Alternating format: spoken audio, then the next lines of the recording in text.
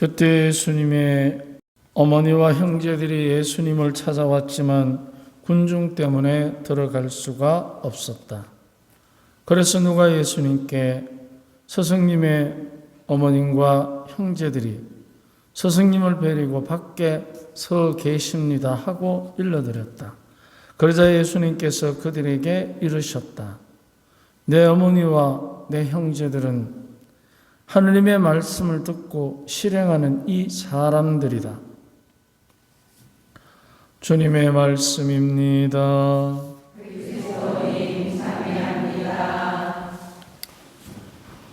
참 예수님, 이제 날이 점점 좋아지고 있습니다. 견딜만하게 이제 변해가는데. 근데 우리가 날씨가 변하는 걸 보면 하느님께서 이 세상을 섭리하신다는 것을 많이들 깨달을 수 있습니다.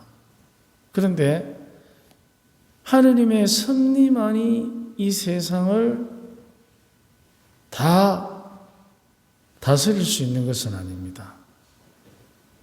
힘이 약해서가 아니라 하느님과 친밀함을 드러내는, 즉 하느님의 섭리에 친밀함을 드러내는 우리들의 선택이 따라야 합니다. 그래야만 훨씬 선하게, 훨씬 행복하게 우리의 삶을 이끌어갈 수 있는 힘을 느낄 수가 있습니다. 반면에 우리의 친밀함이 아니라 우리의 외면함이 자리하게 되면 우리는 지난 여름처럼 혹독한 기후 위기를 겪어야 합니다. 왜냐하면 하느님께서는 당신이 정해놓으신 이 공동의 지구를 위해서 온갖 당신의 섭리의 뜻을 이미 주셨는데 우리가 그 섭리를 친밀하게 접근하고 그 친밀함 속에서 우리들 스스로가 우리의 삶을 지켜가면 되는데 그 섭리를 외면하고 반면에 우리의 호주머니를 채우고 우리의 배를 채우고 우리의 야심을 채우는데 하느님과 친밀함보다는 외면함을 더 우리의 목적으로 삼았던 것입니다. 그 결과 이제 마치 우리가 자연의 주인처럼 우리는 주인이 아니라 공동의 집을 가꾸는 형제입니다. 오소리의 형제고 뱀의 친구입니다. 그런데도 불구하고 우리는 그들을 우리의 위험을 만들어내는 공격의 대상으로 삼아왔고 그들에게서 많은 것들을 우리가 취해왔습니다. 자, 그러면 사람이 자연을 향해서 그렇게 한다면 사람과 사람 사이에는 어떻겠습니까? 그 자연을 점유하고 있는 그 자연 속에 있는 사람들도 역시 함부로 점령의 대상으로, 독점의 대상으로 여겼던 것입니다. 그래서 노예로 만들고 저임금으로 물건을 생산해내고 여성의 권위를 그야말로 생산성에만 목적을 둔 폄하한 인권을 유린해왔던 것입니다. 그래서 우리는 그 하느님의 섭리를 외면할 때 반드시 우리는 이 자연으로부터 외면당합니다. 앞으로 올여름과 같은 여름은 이제 더 이상 없을 것입니다. 더 혹독해진다는 거죠. 올여름이 최고의 여름이었습니다. 그런데 최악의 여름이었습니다. 이제 최고와 최악을 동시에 경험하는 위험의 시간을 우리는 살아야 할 것입니다. 그것이 비단 지구만의 문제는 아닙니다. 오늘 복음에도 주님께서 누가 내 부모의 형제냐? 하느님의 계명을 지키는 사람이다. 하느님의 계명을 지킨다는 것은 죽어 지낸다는 뜻이 아닙니다. 친밀한 우정을 뜻합니다. 바로 우리가 하느님의 자녀로 살아가는 모든 활동들, 기도, 선행, 회개, 이 모든 것들이 내가 되고 싶은 사람, 얻고 싶은 물건, 가지고 싶은 권력, 누리고 싶은 건강, 이런 것들을 목표로 삼는다면 우리는 계속해서 하나님과 친밀한 것은 멀어지고 내가 원하는 것에 집착하는 기도를 드리게 됩니다.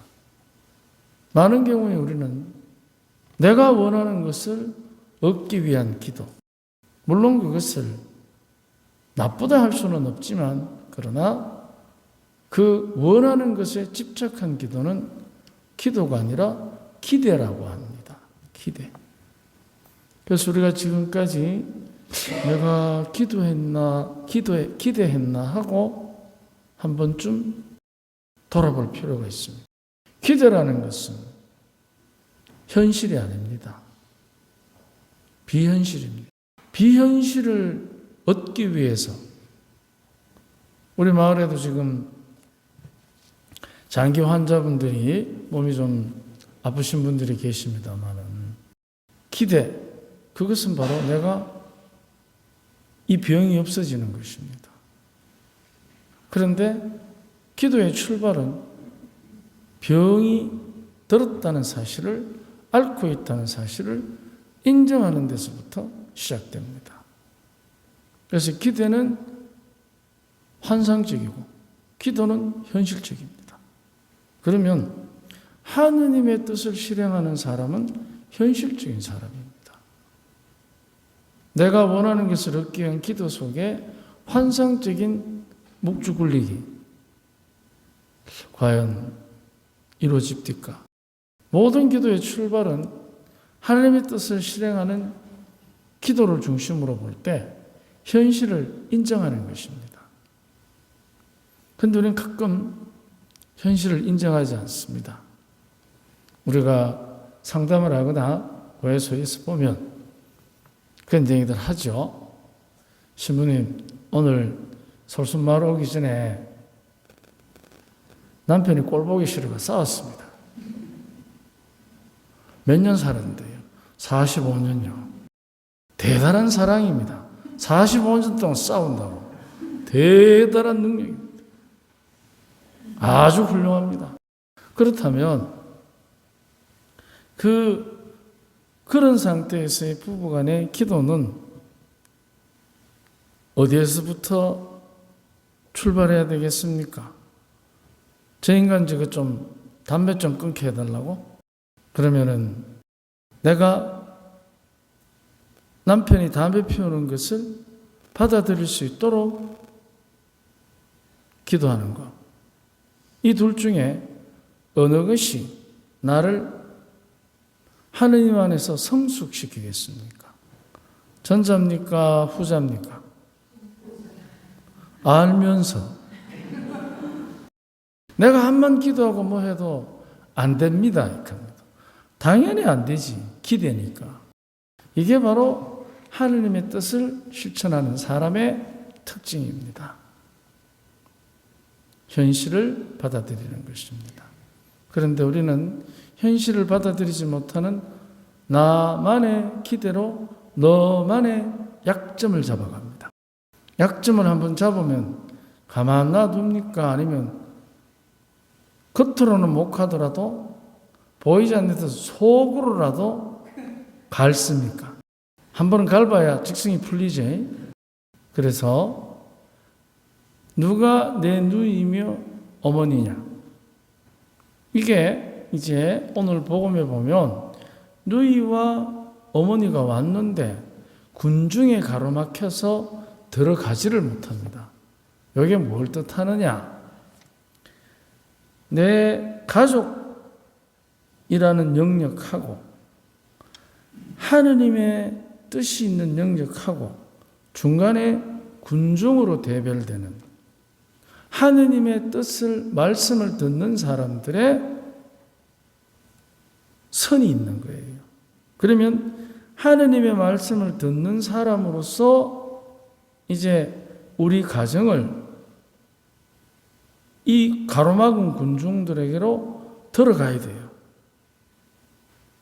즉 무슨 뜻이냐? 내 가정이 이제 하느님의 말씀을 펼치고 드러내는 군중으로, 하느님의 뜻을 따르는 군중으로 그 군중 속으로 들어가야 됩니다.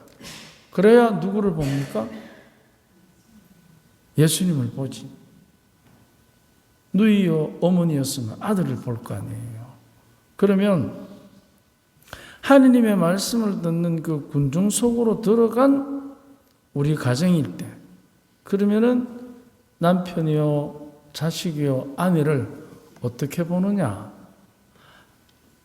하느님께서 사랑하시는 시각으로 보는 겁니다. 자, 그렇다고 해서 다 덮어놓고 좋다 하느냐? 아닙니다. 하느님의 시각이라는 것은, 하느님의 섭리라는 것은 내가 원하는 것이 아니고 내가 정작 필요한 것. 그것도 뭐 영원한 생명을 얻는데 정작 필요한 것. 거기에 집중하는 것입니다. 우리도 마찬가지입니다. 가족들과의 관계에서 성 가정의 영역으로 들어가기 위해서는 참고 잘해주고 물론 좋습니다. 좋은데 그거보다 정작 내 남편, 내 아내, 내 자녀에게 필요한 것이 뭔가? 정작 필요.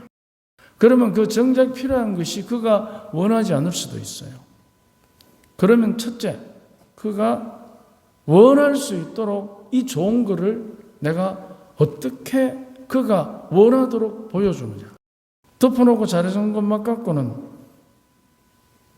부족하겠지요. 그가 이 좋은 하느님의 선물을 원할 수 있도록 내가 도와주는 것입니다. 그거는 덮어놓고 잘해준다는 얘기하고는 다릅니다. 먼저 내가 하느님의 섭리 안에, 하느님의 계명 안에 머물러 있다는 것을 보여줘야 합니다.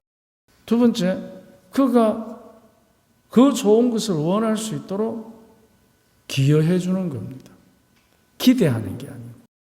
그런데 우리는 대부분 많은 경우에 기도보다는 기대를 많이 합니다. 그렇기 때문에 왜 그 사람이 내가 기대하는데 그렇게 하지 못하는 것에 대한 배려가 결여되고 내 기대하는 것에 집착한 실망이 앞서는 거예요. 그러니까 어떻게 됩니까? 실망에 찬 사람은 비난을 하고 배려에 찬 사람은 위로를 합니다. 어느 것이 과연 우리가 하느님의 뜻을 실천하는 것이겠습니까? 우리는 어떻게 했습니까?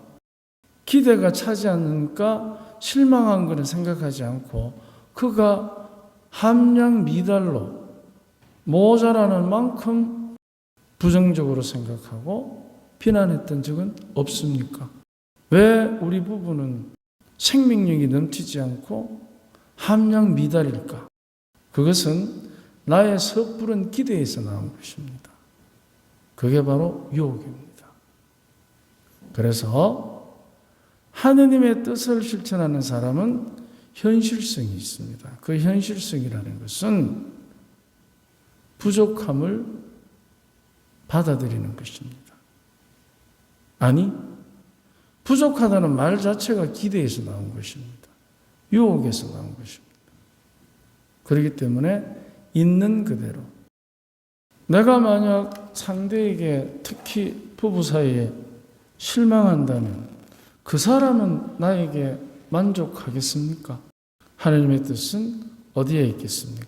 우리 모두가 하나님의 뜻을 실행하는 사람이 누이요 어머니라 말씀하신 주님의 이 말씀은 우리를 그렇게 하느님의 뜻을 항상 실행하는 당신의 누이요 형제 자매로 도와주겠다는 축복의 뜻입니다. 오늘 하루 그 도움으로 우리 모두가 하느님의 가족으로 행복합시다. 아멘.